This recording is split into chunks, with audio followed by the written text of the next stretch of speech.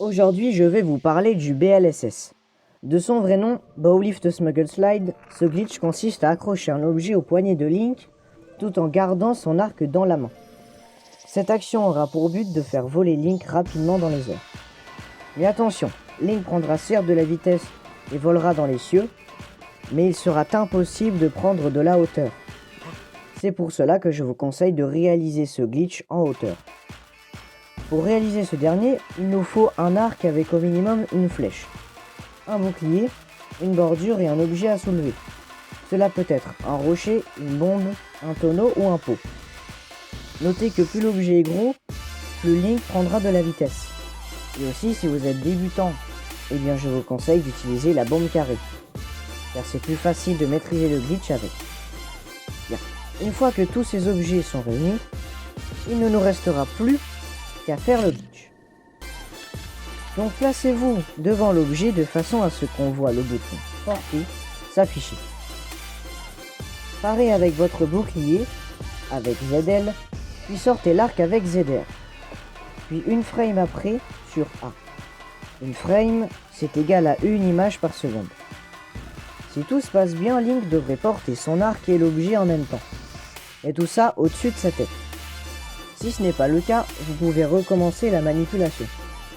Si tout est ok, nous allons sauter avec X, puis pendant l'animation de saut, nous allons appuyer brièvement sur B pour ranger l'arc, puis quasiment une demi-frame après, ouvrir l'inventaire avec plus, pour ensuite déséquiper le bouclier, puis rappuyer sur plus pour revenir en jeu.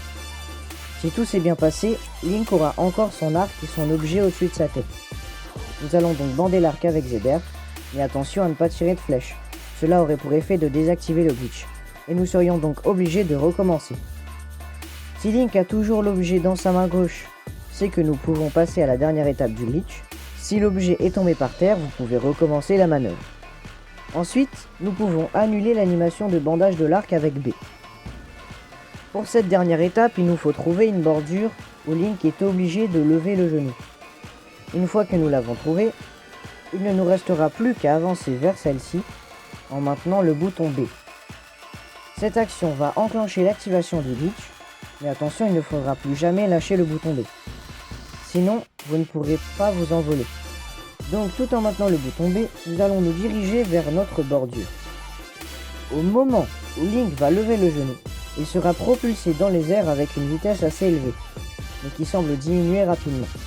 Pour remédier à ce problème, nous allons faire des oscillations de droite à gauche avec le stick directionnel de gauche, sans jamais le replacer par son centre. Sinon cela aurait pour effet de faire tomber Link d'un coup. Et voilà, vous savez tout maintenant.